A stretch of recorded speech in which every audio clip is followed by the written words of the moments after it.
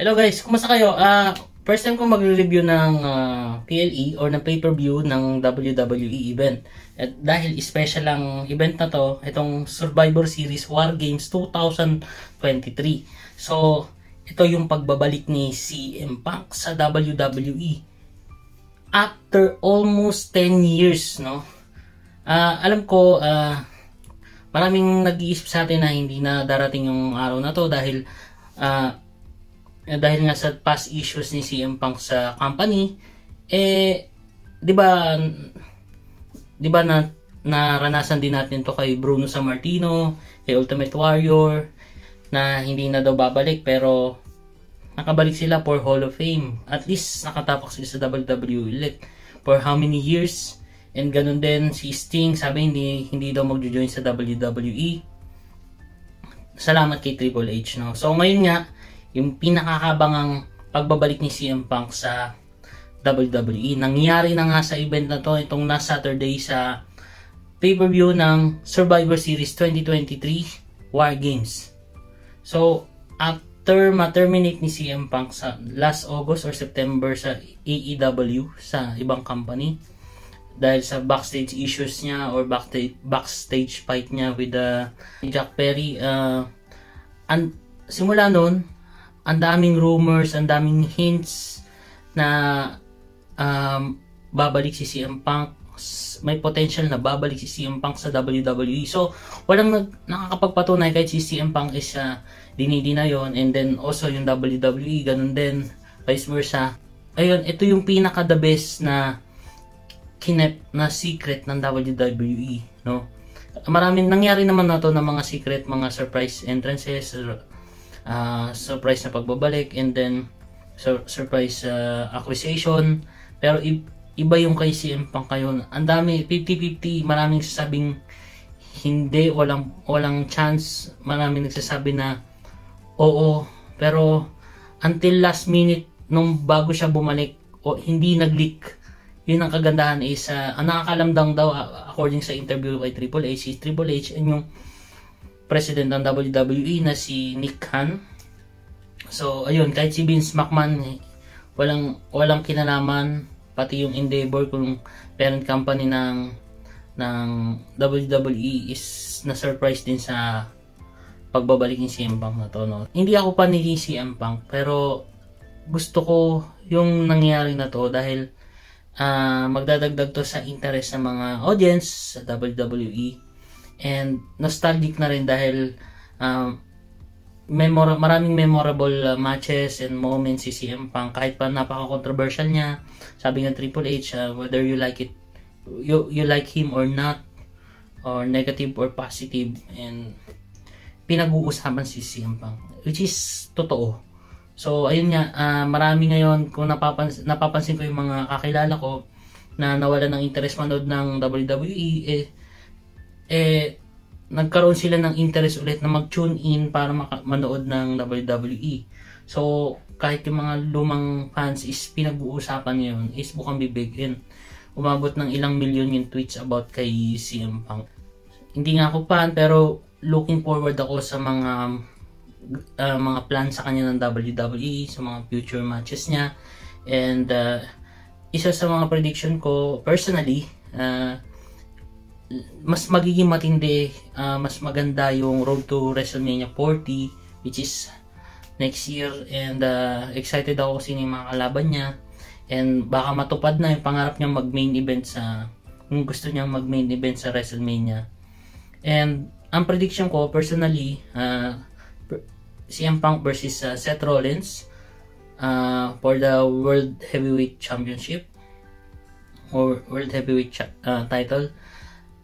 And kung hindi man, maging transition si CM Punk from Seth Rollins, and kung sino yung magiging CM Punk versus magiging winner ng 2024 Royal Rumble. So ayun, ang gusto ko din, kung hindi man si Seth Rollins yung mga kalaban niya, is CM Punk versus as a champion versus LA Knight in WrestleMania. Ayun, or si CM Punk manalo ng Royal Rumble kung papalarin, and then siya yung mag-main event sa WrestleMania against Seth Rollins. Nagkakaroon na nga ng mga news about backstage reaction para sa dahil nga sa pagbabalik ni CM Punk, and nakita naman natin nag-leak sa may mga nag-post ng mga fans during Survivor Series pay-per-view na nagagalit si Seth Rollins kay CM Punk, and meron pa yung kay Drew McIntyre. Pero I think mga works lang din to for potential feud, no? Ayun, yung tingin ko in works lang yun. According sa tingin ko, dahil nga almost 10 years and dahil nagkaroon ng issue si CM Punk sa WWE, may issue siya with Triple H mismo, kay The Miz, and sa iba pa sa WWE locker room. And ang galing kasi sinet aside nila yon, which is good for fans and good for business, you know.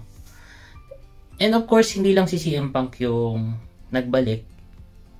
Si Randy Orton din. Ayun, mamaya pag-usapan natin si Randy Orton, and then si R-Truth. So, si R-Truth, hindi naman ganun kabigat. Nagkaroon kasi ng injury si both Orton and R-Truth. And R-Truth is pang-comedy siya.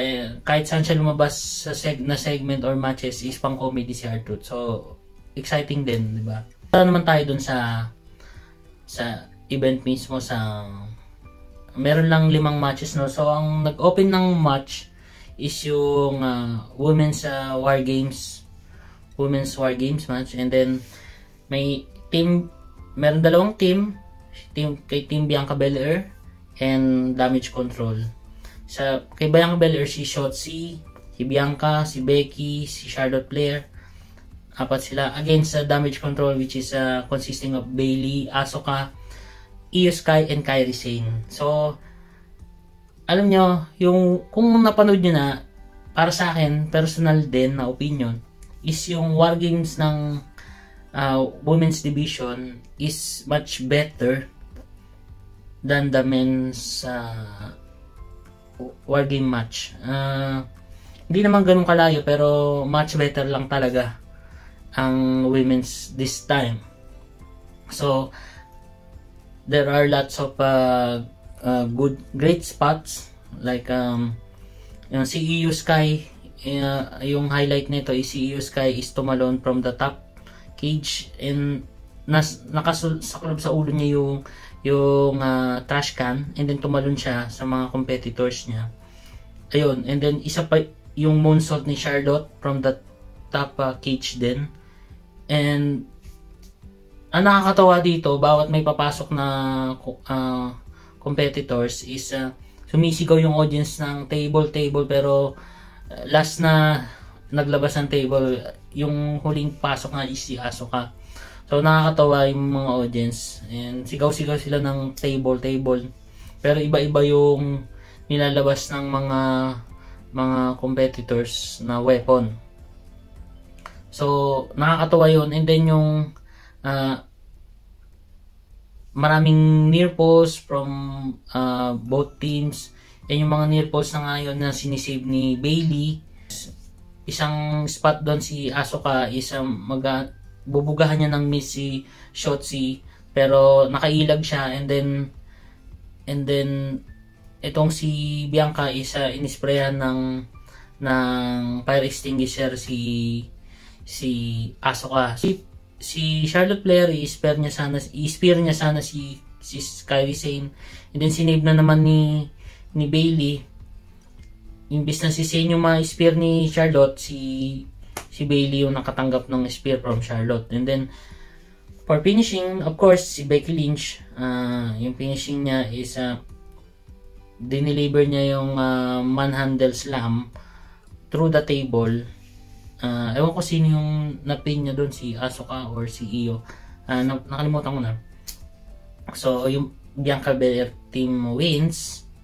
And prediction ko sa mga susunod na mangyayari, yung Damage Control is mag-i-exit na si Bayley. Siyempre, sisisi nila yung sa pagkatalo. Si Bayley pala yung napin ni Becky Lynch. So, may tendency na si Bayley yung sisihin ng team ng damage control and mag-exit si Bayley, and then in the future is mabuo yung 4 horsewomen na team, na yung mga original na si Charlotte, si Bayley, si Becky Lynch, and ngayon wala sa WWE si Sasha Banks, so baka may potential na mag-reunite sila, mag-rejoin si Sasha sa WWE for next year's WrestleMania. Yung next naman is yung match for the Intercontinental Championship, champion Gunther versus The Miz. So very decent naman yung match, maraming near falls, and this time face si The Miz. So tingin ko may purpose yung kung bakit naging face si The Miz para kay Gunther. Kasi si Gunther, I'm sure isang malaking asset to for WWE. Gusto nila ma-develop yung mic skill niya. So sino ba sa ngayon sa WWE is magaling sa mic skills? Yun ay si The Miz. So napatunayan natin. Marami pa namang iba, pero si The Miz ang currently ngayon. Walang si Chris Jericho, si Roddy Piper, si Stone Cold, si The Rock. Pero this time si The Miz. So sa mga past segment nila sa Raw, napatunayan na kaya ngayon makipagsabayan, unti-unting kayang makipagsabayan ni Gunther sa mic works kay The Miz. So yun nga, balik tayo sa match nila, and wala siguro kasi maraming near fall, maganda yung laban nila, very decent talaga, solid, and nag-end yung match nila, Boston Crab with the knee, and nag-tap out si The Miz. So solid yung laban nila, and maganda, and iba si The Miz ngayon kasi kaya niya maging seryoso, kaya niya maging pang comedy. Ang next match naman is Santos Escobar versus Dragon Lee. Original talaga dapat na lalaban is si Carlito versus Santos Escobar, pero dahil nga merong injury si Carlito, na sa kwento lang naman yun, hindi totoo. And so okay na rin dahil si Dragon Lee nagkaroon siya ng medyo highlight sa career niya ngayon, and versus Santos Escobar, which is nagsisimula lang din, and unti-unti pa lang niyang pinapatunayan yung kalidad niya as a superstar, WWE superstar. And yung backstory ng match nila is connected kay Rey Mysterio doon sa nangyari sa Crown Jewel. Sa Crown Jewel, natalo si Rey Mysterio, nakuha yung title sa kanya ni Logan Paul, and sinisisi ni Santos Escobar si Rey Mysterio, and then ayun nga, nagkaroon ng injury si Rey Mysterio. Ganun din sa totoong buhay, so kailangan mo pagaling, and nagkaroon ng storyline na ganito na ayun nga, si Carlito dinidepensahan si Rey Mysterio. Last minute na took over si Dragon Lee night before Survivor Series. So yung match is solid din.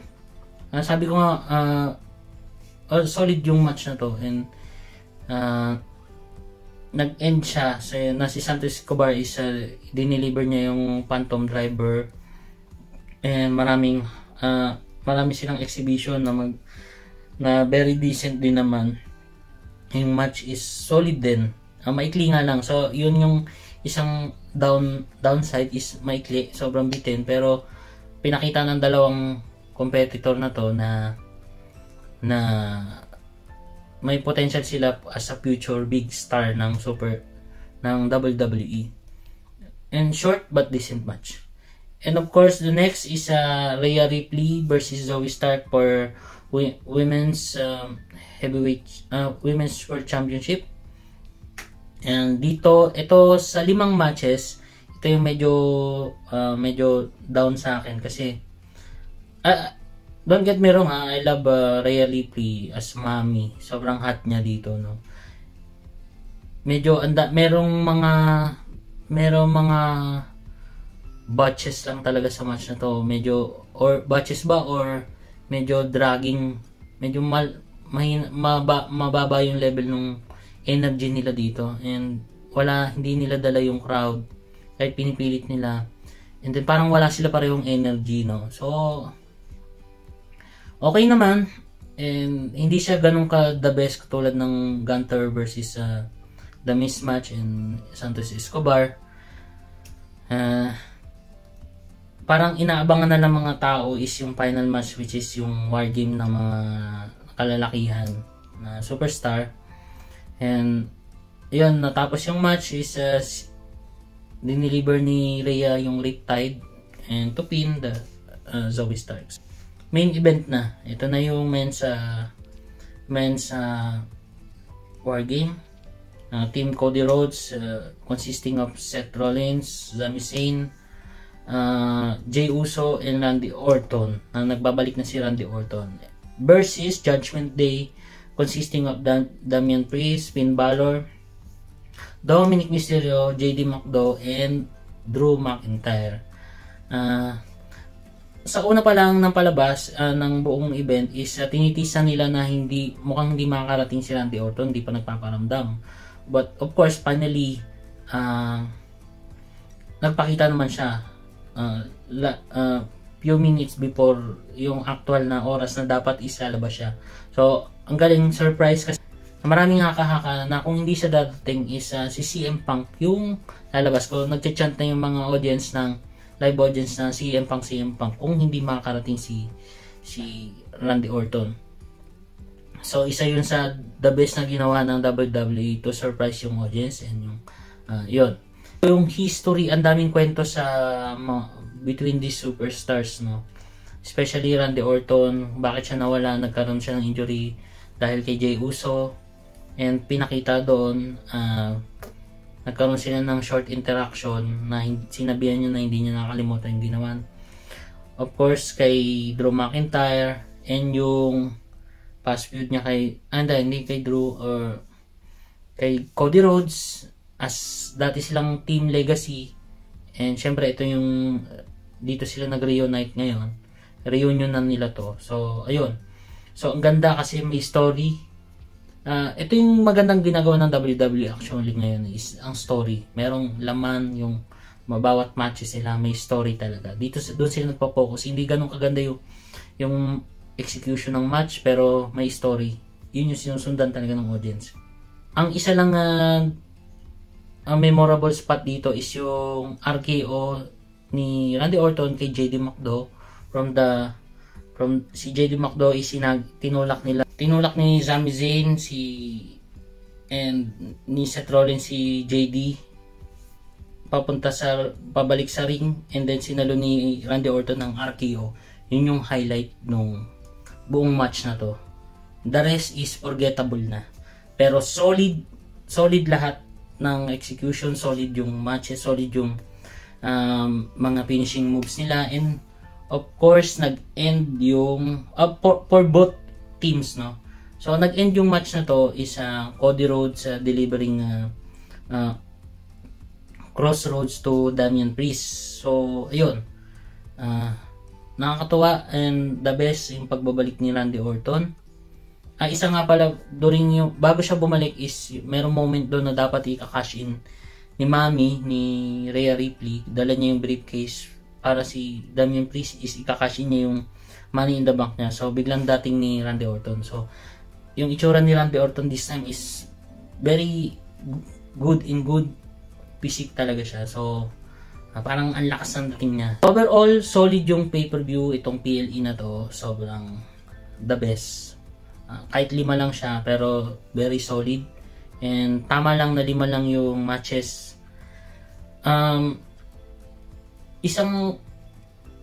Yung celebration ng War Games na itong men's team, men's War Games, is na overshadow ng pagbabalik ni CM Punk. Kasi very at the end na ng pay-per-view, lumabas na yung logo, saka pa tumugtog yung Cult of Personality na entrance team ni CM Punk. So isa ito sa the best crowd reaction, live audience or crowd reaction para sa pagbabalik ng isang superstar. almost 10 years, over 9 years bago siya bumalik.